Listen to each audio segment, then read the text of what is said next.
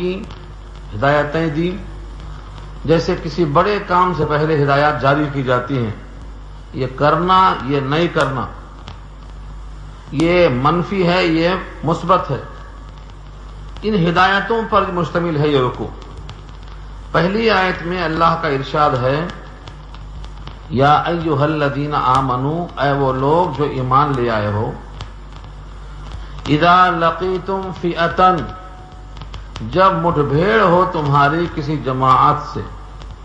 لقیتم، لقیہ یلقا کے معنی ملاقات کرنا، بھیڑنا. فئۃ جماعت، بدر میں ہی مراد ہے یہ، لیکن عموم پیدا کرنے کے واسطے کہا گیا جب کبھی تم ملاقات کرو کسی جماعت سے، یعنی تمہیں سابقہ پیش آئے لڑنے کا. قرآن کریم کا اصول یہ ہے کہ شان نزول اگرچہ خاص ہوتا ہے لیکن اس کا حکم عام ہوتا ہے. اس جیسے حالات جب کبھی پیش آئیں تو وہ آیت کا وہی مضمون رہے گا. اس لیے یہاں عموم بیان کیا گیا. اذا لقیتم فئۃ، جب تم ملو، سامنا ہو، مٹ بھیڑ ہو کسی بھی جماعت سے، کسی بھی گروہ سے. فثبتوا، پہلی شرط یہ ہے ثابت قدم ہو جاؤ.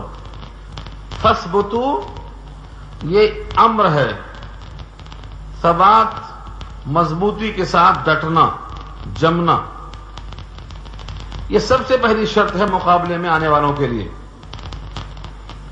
اگر آدمی کا ذہن پراگندہ ہے، دل میں خوف بھرا ہوا ہے اور وہ قدم جمانے کی فکر میں نہیں ہے تو یہ پہلے ہی شکست ہو جاتی ہے. اس قسم کی کئی آیتیں پیچھے گزر چکی ہیں اور میں نے وہاں پر یہ شعر بھی آپ کو سنایا تھا، قوت فکر و عمل پہلے فنا ہوتی ہے تب کسی قوم کی شوکت پہ زوال آتا ہے. یہ فکر و عمل کیا ہے؟ آدمی پہلے ہی فکر میں آ جاتا ہے کہ ہم تو کمزور ہیں، ہم کو باہر جانا ہے. یہ خیال آتے ہی جسم کمزور ہو جاتا. دل جمعی کا سامان جب ہوتا ہے تو آدمی کے اعضاء میں قوت ہوتی ہے، اور جب اندر سے فکر مند ہو جاتا ہے، بھاگنے کی سوچتا ہے، تو اس کے اعضاء معطل اور ناکارہ ہو جاتے ہیں. تو پہلی شرط تھا فثبتوا، ثابت قدم. ثابت قدم اور ثبات قلبی، یہ دونوں چیزیں یہاں مراد ہیں. فثبتوا مطلق. اس کے لیے کیا طریقہ کار اختیار کیا جائے کہ دل جمعی حاصل ہو، ثبات قدم حاصل ہو، مضمون ہمارا دل گھبراہٹ سے خالی ہو. کیا کیا جائے؟ فرمایا وَاذْكُرُوا اللَّهَ كَثِيرًا، یاد کرو اللہ کو بہت. یہ گویا پہلے کے لیے روحانی غذا ہے، ثبات قدم کے لیے اللہ کا ذکر روحانی غذا. ذکر لسانی بھی ہوتا ہے اور ذکر قلبی بھی ہوتا ہے اور ذکر اعضاء و جوارح سے بھی ہوتا ہے. ہمارے پاس ذکر کو جب لوگ سنتے ہیں تو سمجھتے ہیں ذکر کے معنی زبان سے اللہ اللہ کہنا. اس کا ایک حصہ ہے یہ. زبان سے اللہ اللہ کہنا ذکر لسانی ہے، اور قلب میں اللہ کا شکر معمور ہو جائے اور دل میں اللہ کی عظمت ہمہ آن مستحضر رہے، یہ قلب کا ذکر ہے. قلب بھی اللہ کی یاد میں ہے، اور اعضاء و جوارح اللہ کی اطاعت میں لگ جائیں، یہ اعضاء و جوارح کا ذکر ہے. ہم سوچتے ہوں گے کہ زبان تو ذکر کر سکتی ہے، دل کیسے ذکر کرتا ہوگا، ہاتھ اور پیر یہ ذکر کیسے کرتے ہوں گے؟ یہ ہماری کوتاہ نظری ہے، قرآن کریم کو نہ سمجھنے کی وجہ ہے. آؤ دیکھیں قرآن کریم میں اللہ نے کیا کہا ہے. یا جبال اوبی معہ والطیر وَأَلَنَّا لَهُ الْحَدِيدَ. حضرت داؤد جب ذکر کرتے تھے تو ان کے ساتھ پہاڑ ذکر کرتے تھے. اوبی معہ، اوبی کے معنی اللہ کی طرف متوجہ ہو جاؤ ان کے ساتھ اے پہاڑوں. والطیر، پرندوں. سورہ سبا میں دیکھو پرندے اور پہاڑ حضرت داؤد کے ساتھ اپنی آواز ملاتے تھے. یا جبال اوبی معہ والطیر وَأَلَنَّا لَهُ الْحَدِيدَ. لوہا نرم کیسے ہو گیا؟ ہم تو کہتے ہیں لوہا بہت سخت ہے. جس اللہ نے لوہے میں سختی دی ہے وہی اللہ اس پر قادر ہے کہ لوہے کو نرم کر دے. جیسے موم آپ توڑ دیتے ہیں، موم کو پگھلا دیتے ہیں، لوہے کو حضرت داؤد کے ہاتھ میں آتے ہی پگھلنا پڑتا تھا. آج ہم بھٹی لگا کر پگھلاتے ہیں. بہت لوگ دیکھتے ہیں اس لوہے کو پگھلا کر، بالکل پگھلا کر پانی کی طرح بہانے والا سیال بنا کر نیا راڑ بناتے ہیں. یہ پانی گرم ہو کر بہتا ہے. وہ اللہ قادر ہے، بغیر گرم کے ہوئے ان کے ہاتھ میں پگھلتا تھا. تو جب اللہ کی طاقت میں یہ ہے کہ پہاڑ ذکر کریں، پرندے ذکر کریں، تو پھر یہ تو اشرف المخلوقات کا جسم ہے، اس کا ہاتھ، اس کا پیر، اس کا قلب، اس کی زبان، اس کا دماغ، یہ سب ذکر کرنے پر قادر کیوں نہیں ہے؟ بلکہ ایک مقام پر تو اللہ نے فرمایا ہے دنیا میں کوئی شے نہیں جو اللہ کی تسبیح نہیں کرتی مگر تم سمجھتے نہیں. سورہ بنی اسرائیل پارہ 15 الفاظ یاد کر لیں. وَإِن مِّن شَيْءٍ، اور نہیں ہے کوئی شے. ان کے معنی نہیں. کیسے؟ اللہ سے پہلے ان کہیں بھی آئے پورے قرآن کریم میں تو اس کا ترجمہ نہیں کا ہوتا ہے، اس کو بولتے ہیں نافیہ. وَإِن مِّن شَيْءٍ إِلَّا، یہ اللہ سے پہلے ان آیا، نگیٹو ترجمہ ہوگا. وَإِن مِّن شَيْءٍ إِلَّا يُسَبِّحُ بِحَمْدِهِ، نہیں ہے کوئی شے، نہیں ہے کوئی شے مگر اس کے حمد کی تسبیح بیان کرتی ہے. وَلَٰكِن لَّا تَفْقَهُونَ تَسْبِيحَهُمْ، لیکن تم ان کی تسبیح کو سمجھتے نہیں.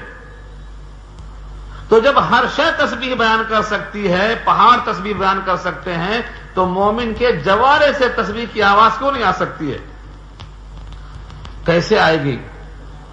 لکھا ہے بعض روایتوں میں کہ نوم العالم عبادت، عالم کا سونا عبادت ہے. کیسے؟ عالم کا کیوں، دوسرے کا کیوں نہیں؟ اس لیے کہ عالم جانتا ہے کہ سوئیں کیسے. اگر ویسا وہ سو رہا ہے تو سونا عبادت ہے. اور جو شخص بھی جان لے گا کہ سونا ایسا ہے، باوضو سوئے، داہنی کروٹ سوئے، یہ دعا پڑھ کے سوئے، کوئی بھی مومن، اس کا سونا عبادت ہے، یہ اس کا ذکر ہے. بیت الخلاء میں کیسے بیٹھے؟ اسی طریقے پر بیٹھتا ہے جو نبی نے سکھلایا ہے. تو اس کا بیت الخلاء میں بیٹھنا کیا ہے؟ یہ ذکر ہے.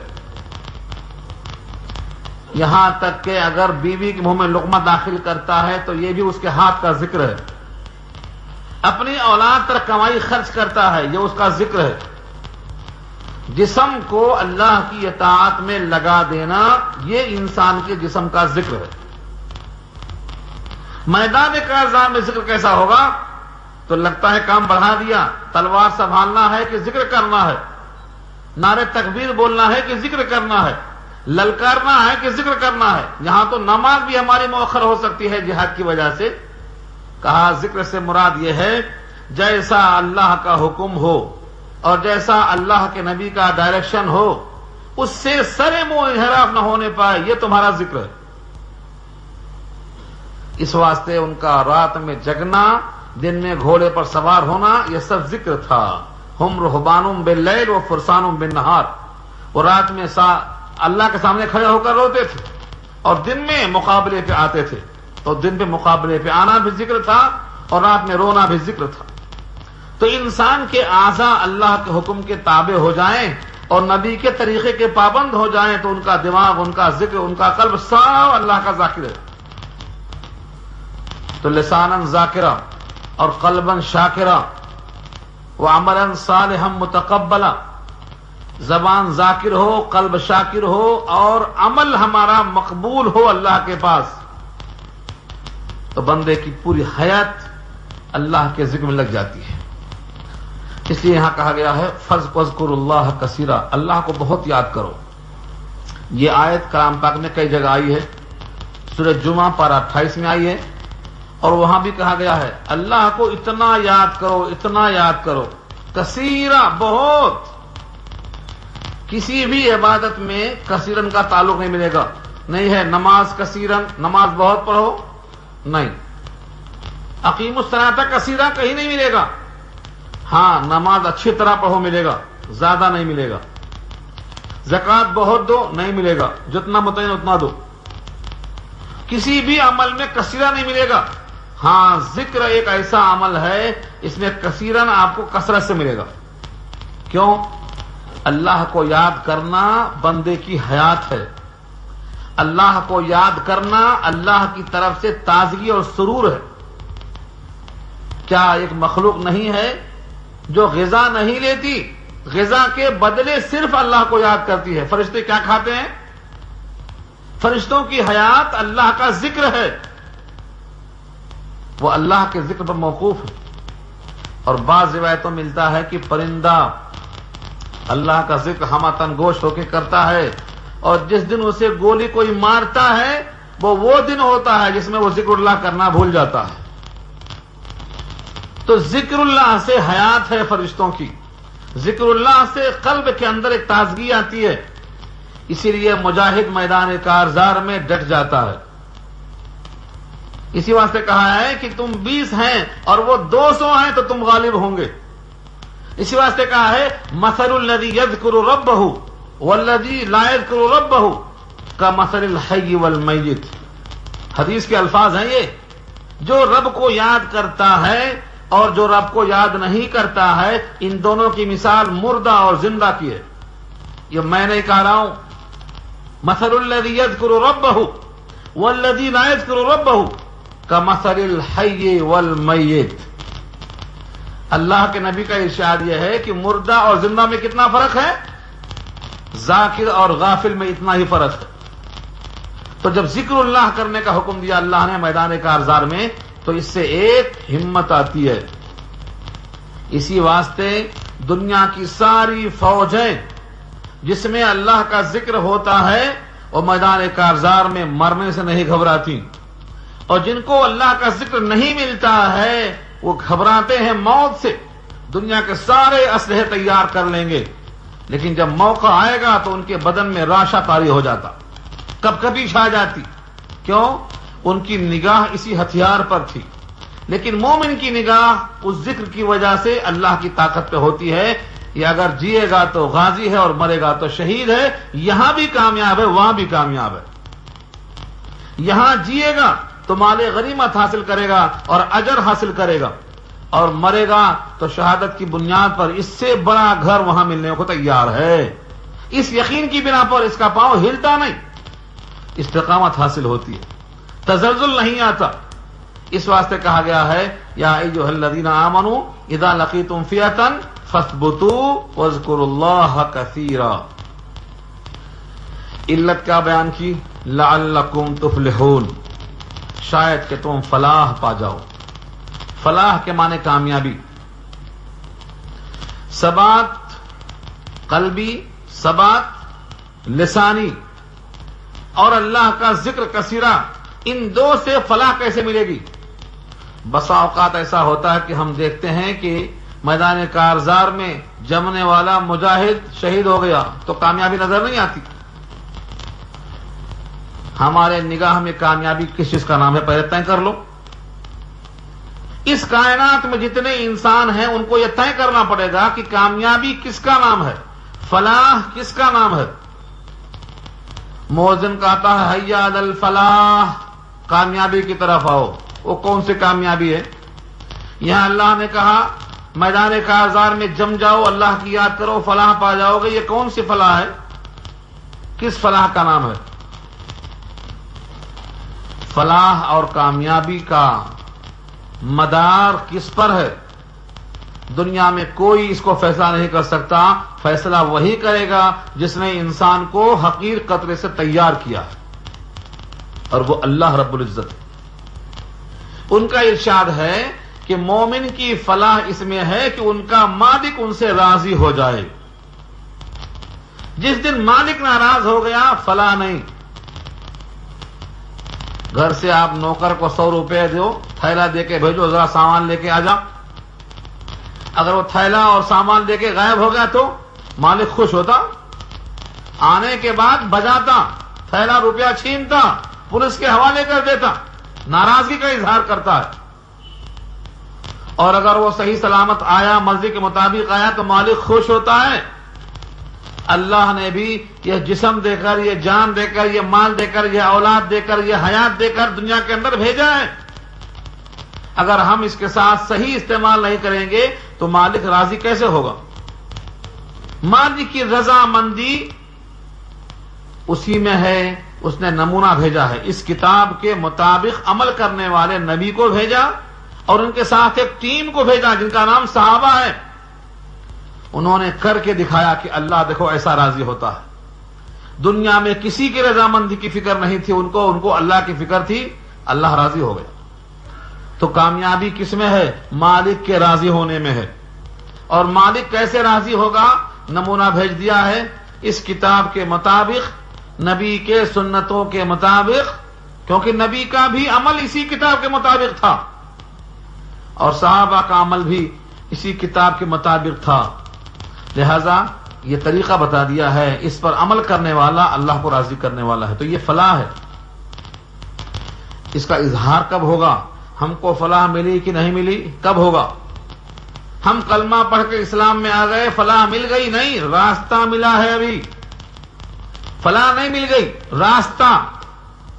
اسی لیے اسی راستے پر گامزن رہنے کی روز دعا کرتے ہیں۔ ابھی نماز کا پڑھا آپ نے، اہدنا الصراط المستقیم، صراط مستقیم پر چلا، مطلب ابھی ہم راستے پر چل رہے ہیں، چلتے رہنے کی درخواست کر رہے ہیں۔ اگر ہم منزل پا چکے ہوتے، فلاح مل چکی ہوتی، تو یہ دعا کرنے کی حاجت کیا تھی؟ ہر نبی، ہر ولی، ہر قطب یہی دعا کر رہا ہے، اہدنا الصراط المستقیم، سیدھے راستے پر چلا۔ تو منزل ابھی نہیں آئی ہے، ہم راستے پر لگے ہیں۔ اس کا فیصلہ کب ہوگا؟ جب ہمارا خاتمہ ایمان پر ہو جائے۔ خاتمہ ایمان پر ہوا کہ نہیں ہوا، اس کا بھی فیصلہ ہم اور آپ آنکھوں سے دیکھ کر نہیں کر سکتے۔ بسا اوقات دکھائی دیتا ہے کہ ایک مرنے والا کڑتے ہوئے مرتا ہے، حقیقت میں نجات پا چکا ہے وہ۔ بسا اوقات دکھائی دیتا ہے کہ بھئی اچھی موت ہے لیکن جہنم میں جاتا ہے وہ، کیونکہ بظاہر دیکھ کر ہم فیصلہ کر سکتے ہیں ظاہری حالت کے مطابق، لیکن فیصلہ اس پر منحصر نہیں ہے۔ حقیقی طور پر فیصلہ اس کا اللہ کریں گے کہ اس کا خاتمہ ایمان پر ہوا کہ نہیں ہوا۔ اب اس فیصلے کے مطابق قبر میں حساب و کتاب ہوگا، حساب کرنے والے فرشتے سوال جواب کرتے ہیں۔ فرشتوں کے حساب و کتاب کے مطابق اس کے لیے جنت کے یا پھر جہنم کے دروازے کھلتے ہیں۔ برزخ میں اسی حال میں رہتا ہے۔ قیامت یعنی برزخ کا زمانہ گزرنے کے بعد، محشر کے بعد، پلسرات پہ گزرنے کے بعد، نام عمل تولنے کے بعد، دائیں یا بائیں ہاتھ میں ملنے کے بعد، جب جنت یا جہنم میں پہنچ جائے گا، اب یہ ہے وہ منزل جہاں فیصلہ ہو چکا ہے۔ اب بتاؤ فلاح کون پایا؟ تو ابھی فلاح کسی کو نہیں ملی ہے، سب فلاح کو چاہتے ہیں، اسی واسطے اللہ فلاح مل جائے، یعنی تم ثابت قدم رہو۔ قرآن کریم کی آیت 24واں پارہ سورہ حامیم السجدہ میں ہے، جب بندہ کہتا ہے اللہ ہمارا رب ہے اور اس پر جم جاتا ہے، یہاں تک کہ اسی پر خاتمہ ہو جاتا ہے، تو مرتے وقت فرشتے آتے ہیں، کہتے ہیں خوش ہو جاؤ، ہم تمہارے ساتھ ہیں، دنیا میں بھی آخرت میں بھی۔ کیوں؟ کیونکہ تم نے اللہ کو رب کہا کر اس پر تم جم گئے ہو۔ جمنا ہے اصل۔ ان الذين قالوا ربنا الله ثم استقاموا تتنزل عليهم الملائكه الا تخافوا ولا تحزنوا وابشروا بالجنه التي كنتم توعدون۔ یہ ہے آیت سورہ حامیم السجدہ کی۔ تو ایمان والا ربنا اللہ کہنے کے بعد جم جائے، پھسلے نہ۔ یہ ہے یہاں پر اللہ کو یاد کرو تو نہیں پھسلو گے، دل جمعی ہو جائے گی، تم کامیاب ہو جاؤ گے۔ تو دو شرطیں لگائیں۔ پہلی شرط ثابت قدم، جم جاؤ، بھاگو مت میدان سے۔ میدان کارزار سے بھاگنے والا مجرم ہے، الا یہ کہ وہ دو وجہوں سے بھاگتا ہے۔ ایک تو تعداد بہت کم ہے، پیچھے سے کمک لانا ہے، یعنی پیچھے سے سپورٹ لانا ہے، مدد لانا ہے، اور یا پھر کسی جنگی حکمت عملی کو بنانا اختیار کرنا ہے، اس سے پیچھے ہٹا ہے۔ ان دو کو اللہ نے پیچھے بیان کر دیا ہے۔ اور اگر بالکل بھاگتا ہے موت کے خوف سے تو یہ جو ہے بھگوڑا غلام ہے، یہ اللہ کی نگاہ میں قابل غضب ہے، اس پر اللہ تعالیٰ ناراض ہے، بہت ناراض ہے۔ دوسری آیت میں یہی مضمون ہے کہ تم ثابت قدم ہو گئے، اللہ کا ذکر کر لیا، اب تیسری شرط کیا ہے؟ وَأَطِیعُوا اللَّهَ وَرَسُولَهُ، اللہ کی اطاعت کرو اور اس کے رسول کی اطاعت کرو، یعنی اللہ و رسول کی اطاعت کرنے میں ذرا بھی تعامل نہ کرو۔ کہاں کی بات ہو رہی ہے؟ غزوہ بدر کی جنگ سے پہلے ہدایات جاری ہوئی ہیں، تمہیں اللہ کی اطاعت کرنا ہے، رسول اللہ کی اطاعت کرنا ہے، یعنی جنگ میں بھی اپنی مرضی چلانا ہے، جو حکم جیسا ملے۔ نبی صلی اللہ علیہ وسلم نے باقاعدہ ٹھہرایا، تم یہاں ٹھہرو، تم یہاں ٹھہرو، تم یہاں ٹھہرو۔ یہ مقدمہ ہے، لشکر کے 5 حصے ہوتے ہیں۔ ایک مقدمہ ہوتا ہے جو بالکل سامنے ہوتا ہے، ایک میمنہ دائیں طرف، میسرہ بائیں طرف، ساقہ پیچھے اور قلب بیچ میں. یہ فوج کے 5 حصے ہوتے ہیں. اس وجہ سے اس کو ہم عربی میں خمیس کہتے ہیں، کیونکہ 5 حصوں پر مشتمل ہوتی ہے. اس میں بھی نبی صلی اللہ علیہ وسلم کا ہدایت نامہ موجود کہ تم فلاں مقام پر سے ہٹنا نہیں، تمہاری یہ جگہ ہے، تمہیں یہ کرنا ہے. یہ تیر انداز ہے، یہ گھوڑ سوار ہے، یہ فلاں کے مقابلے میں. چنانچہ میدان کاذاب میں جب للکارتے ہیں کون ہے تم میں ہمارے مقابلے آ جائے، تو جس پر نبی کا اشارہ ہوگا اسے فوراً آگے بڑھنا ہے. اپنے جان کی پرواہ نہیں کرنا ہے، اپنے ایمان کی پرواہ کرنا ہے. یہ بڑا یہاں واقعی اللہ و رسولہ، جان بچا کر گھر جانا ہے نہیں، اپنے ایمان کو لے کر ساتھ رہنا ہے تاکہ اللہ راضی ہو جائے. جیے تو غازی اور مرے تو شہید ہو کر اللہ کے پاس انجام کو پہنچے. یہ ہے اطاعت سے مراد. صحابہ کو یہ حکم تھا، آج ہمارے واسطے یہی حکم ہے. لیکن اللہ کی اطاعت کرنے کے لیے اور رسول اللہ کی اطاعت کرنے کے لیے کوئی نہ کوئی امیر ہمارا ہونا چاہیے. افسوس یہ ہے کہ امت تقسیم ہو چکی ہے.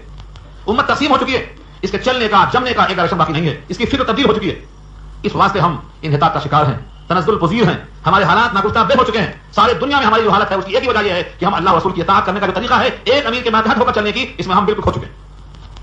ہمیں اللہ سے دعا کرنا ہے. کم سے کم جس پر ہمارا قابو ہے وہ یہ ہے کہ ہم اللہ سے دعا کریں. نماز میں بھی جو دعا ہم پڑھتے ہیں اہدنا الصراط المستقیم، وہ بھی بے شعوری میں ہم پڑھتے ہیں، شعور سے پڑھیں. اللہم انی ظلمت نفسی سمجھ کر پڑھیں. اے اللہ ہم نے جان پر ظلم کیا ہے، ہماری آپ مغفرت کر دیجیے. آپ کے سوا کوئی مغفرت گناہ نہیں کر سکتا ہے. سمجھ کر شعور کے ساتھ پڑھیں نماز، تو نماز توبہ بن جاتی. تو پہلا حکم یہ تھا جم جاؤ. تیسرا حکم تھا اللہ کو بہت یاد کرو اور اللہ رسول کی اطاعت کرو. یہ 3 حکم مثبت تھا، پازیٹیو تھا. اب آگے 2 حکم آ گیا ہے ولا تنازعوا، تنازع مت کرو، جھگڑا مت کرو. ولا تنازعوا، تنازع کے معنی جھگڑا مت کرو، خلفشار مت کرو. خلفشار کب ہوتا؟ جب آدمی اپنی منوانا چاہتا اور کسی کی نہیں ماننا چاہتا تو خلفشار ہوتا ہے. چاہے وہ مسجد کا انتظام ہو، مدرسے کا انتظام ہو، سیاسی پارٹیاں ہوں. دنیا میں کبھی بھی انتشار کی پہلی وجہ یہ ہوتی ہے کہ ماننا نہیں آتا، منوانا آتا. اور ہر شخص چاہتا ہے کہ میری رائے چاہے اصابت رائے ہو یا میری رائے میں کچھ خرابی ہو، لیکن میں نے رائے دیا ہے اس کو ہونا ہی چاہیے. منوانے کی فکر میں تنازع ہوتا ہے. منوانا مضر ہے. اللہ فرماتے ہیں ولا تنازعوا، تنازع مت کرو. تنازع کریں گے تو کیا ہوگا؟ فتفشلوا، بزدل ہو جاؤ گے. جب آپس میں انتشار پیدا ہوگا، تنازع پیدا ہوگا، تو اس قوم کے اندر بزدلی پیدا ہوگی، خوف پیدا ہوگا. وتذهب ريحكم، اور تمہاری ہوا اکھڑ جائے گی. اللہ نے کتنا واضح پیغام دیا ہے. انتشار کی بنا پر تم بزدل ہو جائیں گے، تمہارے پاؤں پھسل جائیں گے، اور تمہارے اندر جو طاقت اور ایک حوصلہ تھا تمہاری ہوا اکھڑ جائے گی. جیسے کسی ٹیوب میں سوراخ کر دینے سے ہوا نکل جاتی ہے، اس انتشار کی وجہ سے تمہارے اندر بزدلی کی وجہ سے تمہاری ہوا اکھڑ جائے گی اور دشمن تم کو ترنے والا سمجھے گا. ہاں موقع اچھا آ گیا. آج دیکھ لو فلسطین میں لڑ رہے ہیں، مسلمان لڑ رہے ہیں تو یہودیوں میں پانی آ رہا ہے کہ موقع اچھا ہے اور ہتھیار دو ایک فریق کو اتنا ہتھیار دو کہ مسلمان تقسیم ہو کر کے آدھا ہماری طرف ہو جائیں، اس آدھے سے آدھے پر غلبہ پا لیں گے ہم. یہ معاملہ جب آیا تھا نبی صلی اللہ علیہ وسلم کے صحابہ کے درمیان، حضرت علی حضرت معاویہ رضی اللہ تعالیٰ عنہما کے درمیان جنگ ہو رہی ہے. اس انتشار کی وجہ یہاں بیان کرنے کا موقع نہیں ہے، لیکن جب دونوں میں جنگ شروع ہوئی تو یہ خط آیا امیر معاویہ کے پاس کہ موقع اچھا ہے، سنا ہے تم پر حضرت علی ظلم کرتے ہیں، ہمارے ساتھ آ جاؤ، ہم تم مل کر کام کریں گے. ہاں دیکھو وہاں لالچ پیدا ہوئی. جیسے ہی 2 گروہ میں بٹنے کی فکر ہوئی اور 2 گروہ میں انتشار تنازع پیدا ہوا، باطل کو تما پیدا ہو گئی. خط بھیج دیا. حضرت امیر معاویہ مدبر ہیں، 40 سال تک حکمراں ہیں، خلیفہ ہیں. نبی صلی اللہ علیہ وسلم کے پاس بیٹھ کر وہی کے لکھنے والے کاتب وہی میں شمار ہے ان کا. ان کی رائے کے بارے میں شک کرنے کی گنجائش نہیں ہے.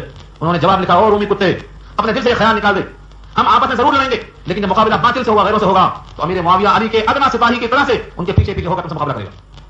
یہ ہمارے صحابہ کا کردار تھا. آج غیروں سے ہم کچھ لے جا رہے ہیں، لیکن ہمارا آپس کا انتشار ابھی ختم نہیں ہو رہا.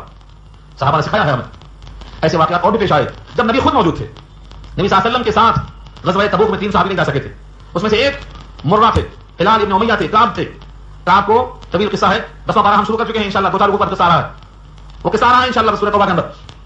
ایک خط آیا کعب کے پاس، سنا ہے تم پر تمہارے نبی بہت ظلم کرتے ہیں. بخاری میں واقعہ درج ہے.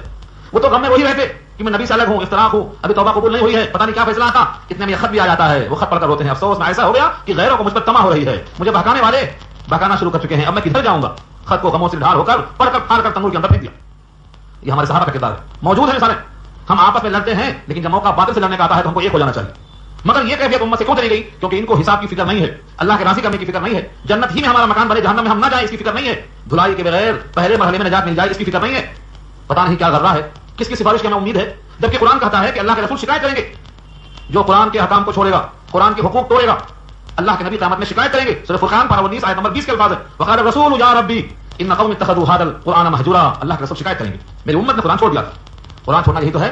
قرآن کہتا ہے اللہ کو یاد کرو، ثابت قدم ہو جاؤ، اللہ کے رسول کی اطاعت کرو، جھگڑا مت کرو ورنہ بدر ہو جاؤ گے، ہوا اکھڑ جائے گی. یہ سب ڈائریکشن موجود ہے اور ہم اس کے خلاف چلتے چلے جا رہے ہیں. یہ مخالفت تو کیا؟ تو تاریخ ہمیں یاد دلاتی ہے. آج سارے ہندوستان کے حالات بے دھماکوں ہیں. ایک ایک تنظیمیں اپنا اپنا ایک راستہ بنا کر چلتی ہیں، لیکن صحیح راستہ وہ ہے جو قرآن اور سنت کے مطابق ہو. جب تک ان میں خود احتسابی نہیں آئے گی کہ ہمیں اللہ کے پاس حساب دینا ہے، ہمارے زبان سے نکلا ہوا ایک ایک لفظ محفوظ ہو رہا ہے، ایک ایک لفظ محفوظ ہو رہا ہے، چاہے وہ کوئی سیاسی آدمی ہو یا مذہبی پیشوا ہو. ایک ایک لفظ محفوظ ہو رہا ہے. سورہ قاف میں اللہ کا ارشاد ہے ما یلفظ من قول الا لدیہ رقیب عتید. جیسے زبان سے لفظ نکلا فرشتہ اسے محفوظ کر لیتا ہے. اس حساب کی فکر جب تک نہیں ہوگی تب تک ہمارا رویہ بدلے گا نہیں. آگے اللہ فرماتے ہیں وَاصْبِرُوا، اور صبر کر لو. کیا صبر کر لو کا مطلب کیا ہے؟ جو اوپر سے اللہ رسول کی اطاعت کرو، تنازع مت کرو، بزدل ہو جاؤ گے، تمہاری ہوا اکھڑ جائے گی. 5واں نمبر ہے صبر کرو. ان اللہ مع الصابرین، اللہ صبر کرنے والوں کے ساتھ ہے. اللہ سب کے ساتھ ہے، لیکن صبر کرنے والوں کے ساتھ تعاون کی حیثیت سے ہے، معاون ہے، مددگار ہے. جب بندہ صابر ہوگا تو وہ مظلوم ہوگا، اور مظلوم جب ہوگا تو اس کی آہ نکلے گی. اللہ قبول کرنے کو تیار ہیں، اس کی آہ نکلتی ہے. حدیث میں آتا ہے مظلوم کی آہ سے ڈرو، دعوت المظلوم مستجابہ، مظلوم کی دعا قبول ہو جاتی ہے. جیسے یہاں سے مظلوم آہ نکالتا ہے اللہ تعالیٰ کی قبولیت عرش اعظم سے متوجہ ہو جاتی ہے. چاہے وہ کافر ہی ہو، چاہے وہ فاسق ہی ہو.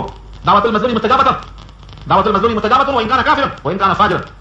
مظلوم تو جو صبر کر لے گا وہ کیا ہوگا؟ مظلوم ہوگا. کیا مطلب ہوا صبر کرنے کا؟ دو آدمی ہیں، ایک کہتے ہیں ان کو بناؤ خلیفہ، ایک کہتے ہیں ان کو بناؤ خلیفہ. دونوں تنے ہوئے ہیں، جھگڑا ہوگا. ایک آدمی اپنی بات سے دستبردار ہو جائے، اس کے بعد کے حق میں اپنی آبرو کو، اپنی عزت کو، اپنی انا کو دبا لے، کیا ہو جائے گا؟ مطلب رفع دفع ہو جائے گا. یہ ہے صبر کرنا. ہاں تمام تنازعات، تمام جھگڑے. کبھی جا کر نام پلی کرنل کورٹ کے پاس چل کر دیکھو، مہیلا کورٹ میں 99% عورتیں مسلمان ہیں، اپنے شوہر کے خلاف کھڑی ہیں. جا کر دیکھ لو عبرت کیا دیکھو. کیوں ہے یہ؟ شوہر کے خلاف کیوں ہے؟ شوہر کے لیے سب کچھ قربان کرنے والی خلاف کیوں ہے؟ کیونکہ یہ دونوں ایمان سے خالی ہیں. ان کے اندر اگر ایمان ہوتا، خدا کا خوف ہوتا، فکر آخرت ہوتی، خود احتسابی ہوتی، تو کسی کے عیوب نہ بیان کرتے بلکہ سنا کر لیتے بیٹھ کر. ان کی انا ہے وہاں تک لے گئی. آپس میں صبر نہیں ہے. میں یقیناً کہتا ہوں کہ اس میں کوئی نہ کوئی ظالم ہوگا، یا تو مرد یا تو عورت. ایک ضرور مظلوم ہوگا، چاہے مرد چاہے عورت. لیکن دونوں میں سے کوئی ایک دب جاتا، دب کر صلح کر لیتا تو معاملہ وہاں تک نہیں پہنچتا. ان کی عزتیں نیلام نہ ہوتی، بے آبرو نہ ہوتے، نہ تم صدمے ہمیں دیتے، نہ ہم فریاد یوں کرتے، نہ کھلتے راز سر بستا، نہ رسوائیاں ہوتی. لیکن دونوں نے صبر نہیں کیا، تنے رہے. اس تناؤ میں کیا ہوا؟ ہوا اکھڑ گئی. خاندان کی عزت ختم ہو گئی، رسوا ہو گئے. اور ایک ایک مقدمے کے لیے 10 سال پھرنا پڑتا. وہاں میرے پاس ریکارڈ موجود ہے. 10 سال پھرنا پڑتا ہے. شادی ہوئی 25 سال کے بعد، اور 10 سال پھرنا پڑا اگر طلاق کو اور خلا کو، تو 35 سال 40 سال کے بعد میں عورت کیا کرے گی؟ وہ تو پوری ہو گئی. یہ ہے نقصان امت کا. یہ سمجھانے والے، سمجھنے والے، خاندان کے بزرگوں کی بات نہ ماننے کا نتیجہ ہے یہ. کم سے کم خاندان کے جو بڑے بزرگ ہیں وہ تو سنجیدہ ہوں، وہ تو سمجھائیں، ان کا اکرام کریں، ان کی بات مانیں. یہ نوبت نہیں آئے گی. ہم آپس میں بیٹھ کر حل کریں مسائل کو. یہ صرف جنگ کے واسطے نہیں مسائل ہیں. ہاں نازل ہوئے ہیں غزوہ بدر کے لیے، لیکن ان کا وصول ہمیشہ کے لیے ہے، چاہے وہ جھگڑا شادی کا ہو، کسی اور مسئلہ کا ہو. لیکن اس جھگڑے کے لیے قانون یہ ہے صبر کرو. صبر کا فائدہ یہ ہے کہ تمہارے ساتھ اللہ ہیں، اور جب اللہ تمہارے ساتھ ہیں تو تمہارا گھاٹا نہیں ہوگا، تمہارا راستہ آسان ہو جائے گا. تو صابر اللہ کو اپنے ساتھ محسوس کرے. صبر کرنے والوں کو اور کیا چاہیے؟ صبر کرنے والے کو اللہ کی معیت مل جاتی ہے تو اور کیا چاہیے؟ مجھے یاد آیا جو مدینے میں واقعہ پیش آیا تھا، آپ کو سنایا بھی تھا میں. فتح مکہ 8 ہجری میں ہوا. 9 ہجری میں غزوہ حنین میں جب مسلمانوں کو فتح ہوئی، مال غنیمت آیا، تو ابھی جو مسلمان 8 ہجری تک کافر تھے، 1 سال ہوا اسلام میں داخل ہوئے، ان کو حضور نے خوب مال دیا. اور جو پرانے مسلمان تھے، انصار تھے مدینے کے، ان کو کم دیا. کیوں؟ حکمت مصلحت تو معلوم ہوتا ہے، جو اللہ کا نبی ہے اس سے بہتر کون سو سکتا. حکمت یہ تھی کہ نئے نئے مسلمان ہیں، دل جوئی ہو جائے تاکہ پختہ ہو جائے. جو پرانے ہمارے ساتھ ہیں وہ تو ہیں ہی، وہ تو ہمارے ساتھ ہیں ہی. مگر انصار کے نوجوانوں میں یہ بات بوکھلاہٹ کی شکار ہو گئے. حضور تک بات پہنچی. آپ نے کہا سب کو جمع کرو، صرف انصار ہو، اس میں قریش نہ ہو، کوئی اور نہ ہو، صرف انصار کا مجمع تھا. حضور تشریف لائے، لمبی تقریر نہیں کیا، 2 منٹ میں ختم ہو گئی تقریر. پوچھا مجھ تک ایسی آواز پہنچی ہے کہ میں نے انصار کو نہیں دیا، قریش کو دیا، مکے والوں کو دیا، جبکہ ان کی تلواریں 8 ہجری تک لڑتی نہیں ہیں. ابھی ہماری تلواریں ان کے خون سے رنگین ہیں، پھر بھی ان کو دیا، انصار کو نہیں دیا. یقیناً یہ سچ ہے. بعض صحابہ نے کہا کہ ہم سب کی رائے نہیں ہے، یہ تو نوجوان بچوں نے ایسا کہا دیا ہوگا. آپ نے کہا ٹھیک ہے، مگر بات یہی درست ہے. یہ سچ ہے کہ تم نے ہم کو پناہ دیا، ہم تمہارے درمیان آئے، مکہ چھوڑا، ہجرت کیا. یہ سچ ہے کہ تم نے ہمارا تعاون کیا، تم پر اللہ نے اسلام کی بدولت تم کو اتنا کامیاب کیا. یہ بتاؤ کیا تم اس پر راضی نہیں ہو کہ سب قریش کے لوگ اپنے اپنے گھروں کو مال لے کر لوٹیں اور تم انصار اپنے ساتھ رسول اللہ کو لے کر لوٹو؟ کیا تم اس پر راضی نہیں ہے؟ سارے صحابہ کی پیٹھ نکل گئی. اللہ کے نبی انصار کے ہو کر رہ گئے، آج بھی انصار میں ہیں، اور قیامت میں اٹھیں گے تو انصار میں اٹھیں گے. ابو بکر عمر دائیں اور بائیں ہوں گے، لیکن جھرمٹ کس کا ہوگا؟ انصار کا ہوگا. اس پر وہ راضی ہو گئے، خوش ہو گئے. تو کیوں راضی کیا آپ نے؟ کہ جس کے ساتھ رسول اللہ ہو انہیں مال کی کیا حاجت ہے. میں کہتا ہوں جس صابر کے ساتھ اللہ ہو انہیں کیا چاہیے. اس کے باوجود ہم صبر کرنے کو تیار نہیں ہیں. ہم خود لڑنا چاہتے ہیں، ہم خود مقابلہ کرنا چاہتے ہیں، اور ہم خود ان کا انتقام لینا چاہتے ہیں. بخدا ہم انتقام نہیں لے سکتے، اللہ انتقام پر قادر ہے. واللہ عزیز ذو انتقام، واللہ سریع الحساب. اللہ سے بڑا انتقام دینے والا کون ہو سکتا ہے؟ جب بندہ صابر ہو جائے گا، واللہ مع الصابرین، ان اللہ مع الصابرین، تو اللہ ہے صبر کرنے والوں کے ساتھ. وہ جو فیصلہ کریں گے وہ بہتر ہوگا. اس کے بعد اسی حکم کو منفی انداز سے پیش کیا اللہ نے. ولا تکونوا کالذین خرجوا من دیارہم بطرا ورئاء الناس ویصدون عن سبیل اللہ. اور مت ہو جاؤ ان کی طرح جو نکلے اپنے اپنے گھروں سے اکڑتے ہوئے اور لوگوں کو دکھاوا کرتے ہوئے اور اللہ کے راستے سے روکتے ہوئے. ان کی طرح مت ہو جاؤ. اس میں اشارہ در حقیقت ہے ان کفار قریش کی طرف، جو آپ دوسرے درس میں سن چکے ہیں کہ ابو سفیان کا قافلہ مال لے کر ساحل سے دن کے نیچے گزر گیا، اور اشارہ ملا کہ مدینے والے اس کو چھیڑ کر مال چھیننا چاہتے ہیں. تو مکے سے ابو جہل 1000 کو لے کر نکلا ہے. غزوہ بدر واقع ہوئی، راستے میں اطلاع ملی کس کو؟ ابو جہل کو. کس سے؟ ابو سفیان سے. کہ جس مال کے تحفظ کے لیے جس قافلے کو امان اور پناہ دینے کو تم نکلے تھے وہ تو بچ کر نکل گیا، اب تم واپس رہ جاؤ مکہ، اب کوئی مقصد نہیں ہے۔ ابو جہل غرور میں تھا، کہا نہیں، ہم اب واپس نہیں جائیں گے جب تک کہ ہم بدر میں فتح کا جشن نہ منا لیں گے، ہم اونٹوں کو ذبح کریں گے، کھوپڑیوں میں شراب کو پیئیں گے، مغنیات کے گانے سنیں گے، ہم اپنے فتح کا اور جشن منا کر دکھائیں گے، تب تک ہم نہیں لوٹیں گے۔ یہ ابو جہل کا غرور تھا۔ یہ ہے بطرن وریان، بطر کے معنی اترانا۔ وہ 313 ہیں، نہتے ہیں، بھاگے ہوئے بھگوڑے غلام ہیں، ہم 1000 مسلح لشکر ہیں، ہم سردار ہیں، ہمارے سامنے کیسا کرے، ان کی ضرورت کیسے ہوئی؟ اس طرح غرور میں آئے، بطرن وریان، بطرن اتراتے ہوئے، اکڑتے ہوئے آنا۔ کیا ہوا؟ ابو جہل، عقبہ بن ابی معیط، ابی بن خلف، عتبہ شیبہ ربیہ، ایسے اکڑنے والے تبختر کی چال چلنے والوں کا انجام کیا ہوا؟ انہوں نے بجائے فخر کرنے کے ذلت کو اٹھایا، شراب پینے کے بجائے اپنے غموں کو پیا، عزت کے بجائے ذلت کو حاصل کر لیا، فتح کے بجائے شکست کو حاصل کر لیا۔ نہتھوں کو نہتھا سمجھا تھا، مسلح نکل گئے وہ، اور جو مسلح تھے وہ نکمے نکل گئے۔ جن کو سمجھا تھا کہ یہ بہت مضبوط ہیں، خوش ہو گئی۔ کیوں؟ اللہ تعالیٰ جب چاہتے ہیں جو چاہتے ہیں کرتے ہیں۔ اس میں ایک اور واقعہ لکھا ہوا ہے، چوتھی آیت میں آ رہا ہے، اللہ کی شان، اللہ کی شان، وہ جو چاہے فیصلہ کر سکتے ہیں، لیکن کافروں کو یقین نہیں تھا۔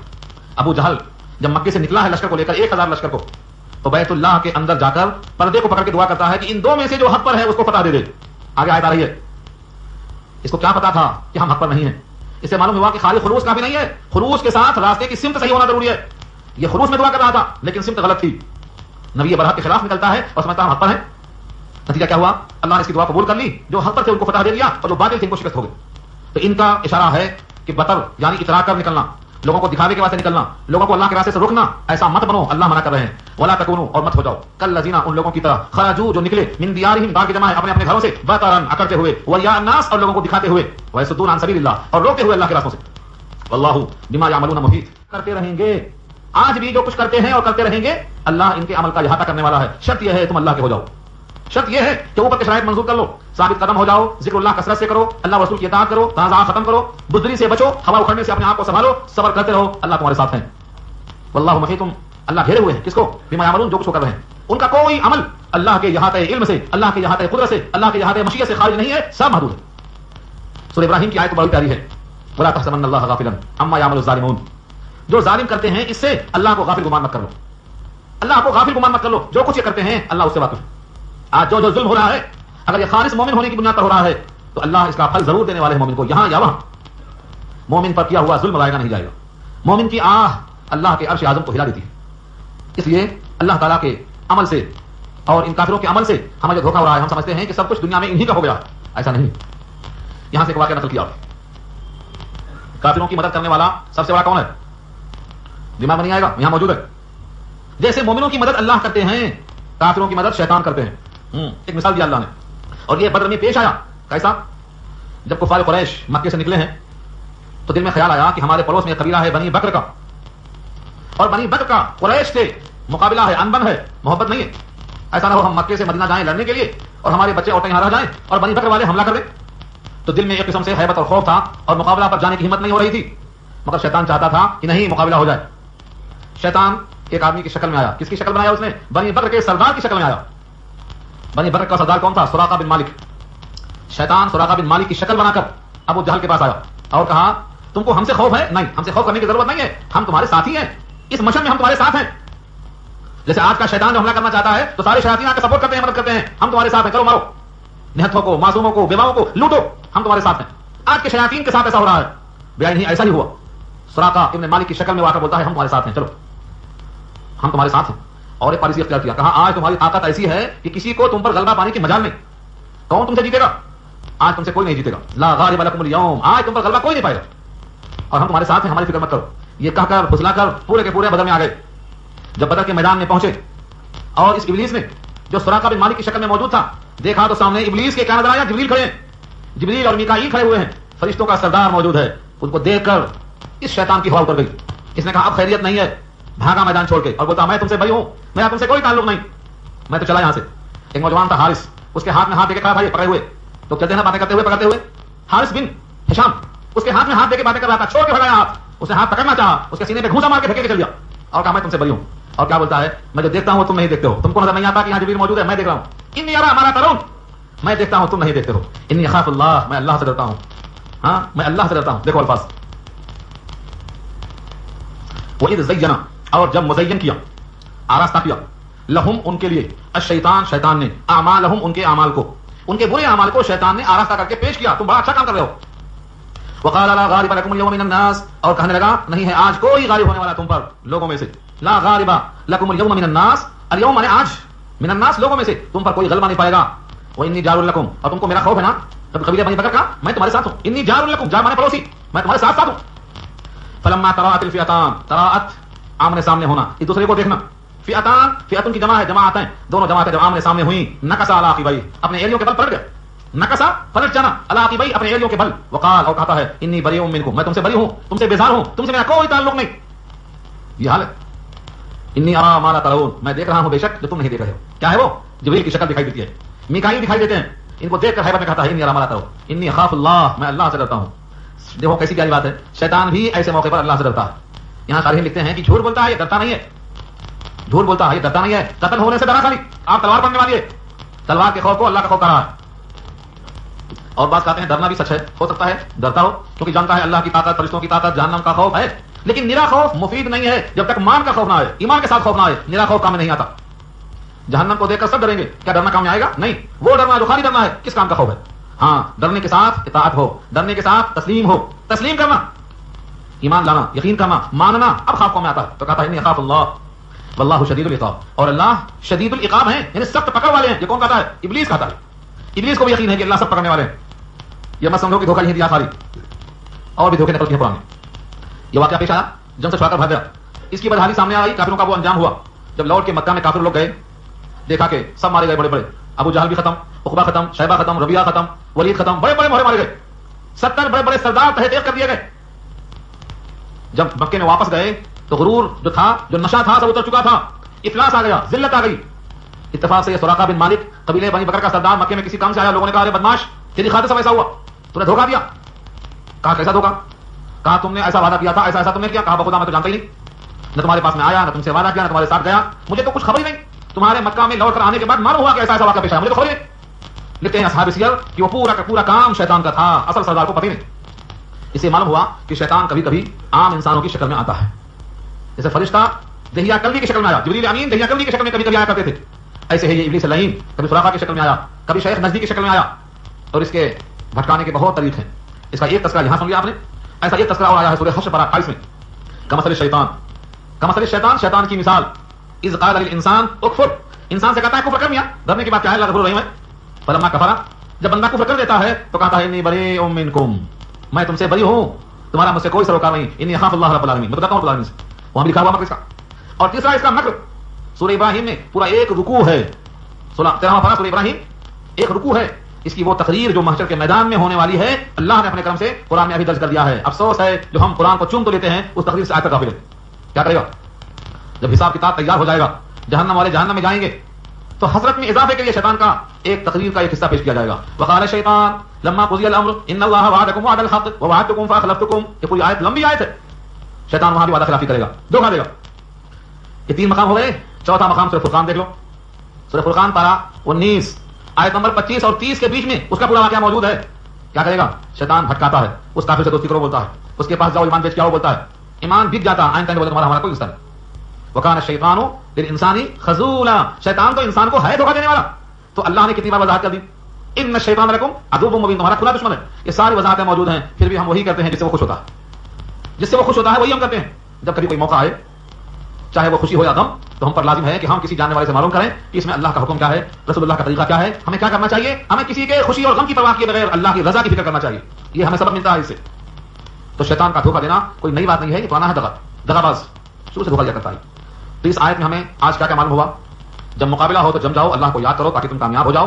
اللہ رسول کی اطاعت کرو، جھگڑا مت کرو، بزدلی پیدا ہو جائے گی، ہوا اکھڑ جائے گی. صبر کرتے رہو، صبر والوں کے ساتھ اللہ ہیں. ان کی طرح مت ہو جاؤ جو گھر سے نکلتے ہیں اکڑتے ہوئے، گھمنڈ کے ساتھ اور دکھاوے کے ساتھ لوگوں کو روکتے ہیں اللہ کے راستے سے. اللہ ان کے کاموں پر محیط. اور جب شیطان نے ان کے اعمال مزین کر دیا اور یہ کہا کہ آج تم پر غلبہ کوئی نہیں پائے گا، میں تمہارا ساتھی اور پڑوسی ہوں. جب فوجیں آمنے سامنے آئیں، پلٹ گیا کہتے ہوئے کہ تم سے میں بری ہوں، میں اللہ سے ڈرتا ہوں، میں جو دیکھتا ہوں تم نہیں دیکھتے ہو. اس سے ہمیں کیا کیا معلوم ہوا کہ خلاصے کو نشین کر لو کہ شیطان ہمارا دشمن ہے. شیطان ہمیں بھٹکانے کے لیے کوئی قدم چھوڑتا نہیں ہے. ہمیں چاہیے کہ شیطان کو دشمن ہی سمجھیں. ان الشیطان لکم عدو فاتخذوه عدوا، اللہ فرماتے ہیں شیطان تمہارا دشمن ہے، دشمن ہی سمجھو اس کو. یہ میں نے کہا فاتخذوه عدوا، دشمن ہی بنا کے رکھو اس کو. یہ اللہ فرماتے ہیں. یہ خلاصہ نکلا ہماری بات کا. اب اس کے بعد اس موقع پر جو منافقین تھے، جن کے دلوں میں مرض تھا، وہ تانا مارتے تھے مسلمانوں کی حالت دیکھ کر. کمزور مسلمان 313 نہت تھے، مجبور و بےکس. ان کو دیکھ کر یہ کرتے ہوئے کیا کہتے تھے؟ بیچارے مسلمان، ان کے دین نے ان کو دھوکے میں ڈال دیا ہے، یہ سمجھتے ہیں ہم حق پر ہیں تو جیت ہی جائیں گے، اس اخلاص میں لڑنے کے واسطے آ رہے ہیں، یہ دین کے دھوکے میں بیچارے پھنس گئے۔ اس طرح سے منافقین طنز کرتے تھے۔ اذ یقول المنافقون، جب کہنے لگے منافقین، والذین فی قلوبہم مرض، اور جن کے دلوں میں مرض ہے، کیا کہنے لگے؟ غر ہؤلاء دینہم، دھوکے میں ڈال دیا ہے ان کو ان کے دین نے، دین کے نام بھی مر مٹنے آئے ہیں۔ اللہ جواب فرماتے ہیں ومن یتوکل علی اللہ، اور جو بھروسہ کرتا ہے اللہ پر، فإن اللہ عزیز حکیم، اللہ غالب ہے حکمت والے۔ آج بھی مسلمانوں کی حالت ناگفتہ بے ہے، یہ مسلح نہیں ہے دیگر اقوام کی طرح، لیکن اگر یہ بھروسہ اللہ پہ کر لیں اور اللہ کے ہو جائیں تو اللہ غالب ہے حکمت والے۔ یہ نہیں کہا کہ تم ان کا مقابلہ کرنے کو ان جیسے ہتھیار بنا لو، نہیں، ومن یتوکل علی اللہ، بھروسہ اللہ پہ کرو، پہلے اللہ کے تو بن جاؤ، پہلے اللہ کے بن جاؤ، یعنی اللہ کے عمل کو اپنا لو، قرآن کریم کو اور نبی کی سنتوں کو اور صحابہ کے عمل کو اپنا لو۔ آج پوری امت فضول خرچی میں چور ہے، قرضوں میں کپا ہے، سود کی لعنت سے دوچار ہے، کیوں؟ فضول خرچی کرنے کا مجبور ہے۔ شادی میں کوئی خرچہ نہیں، مگر کوئی شادی بغیر خرچہ کرنے ہوتی، کون ہے امت کی؟ شادی میں کون سا خرچہ ثابت ہے؟ صرف مہر لڑکی کے ہاتھ میں جانا باپ کے توسط سے، سامعین جو بیٹھے ہیں نکاح میں ان کا منہ میٹھا کرنا، اور بعد میں شب زفاف کے بعد ولیمہ کر کے دولہا اپنے دوستوں کو خوش کرنا، یہ 3 خرچ ثابت ہیں۔ ان 3 میں اس کی حیثیت کا لحاظ کرنے کا حکم دیا گیا ہے۔ چوتھا کوئی خرچ اگر ہے تو وہ شیطان کو خوش کرنے والا ہے۔ انسان کو چاہیے کہ ان 3 خرچ پر قناعت کر لے، یہی سنت سے ثابت ہے۔ اس کے علاوہ کوئی خرچ کرنے کے لیے سود لینا، رشوت لینا، کسی کا مال ہڑپ کرنا، یہ اللہ کو راضی نہیں کرنے والا ہے، مگر ہم کرتے ہیں۔ یہی حال ہمارا جنازے میں ہے، یہی حال ہمارا دوسرے تمام مراحل میں ہے۔ ہم نے وہ فیصلہ کر لیا ہے کہ اللہ کی نہیں مانیں گے، وہی کریں گے، شیطان اس سے خوش ہوتا ہے۔ یہ اصلاح کرنے کے لیے اب کوئی نبی نہیں آئے گا، کوئی کتاب نہیں آئے گی، ہمیں اور آپ کو خود اپنی اصلاح کی فکر کرنا ہے۔ اللہ تعالیٰ عمل کرنا آسان فرمائے۔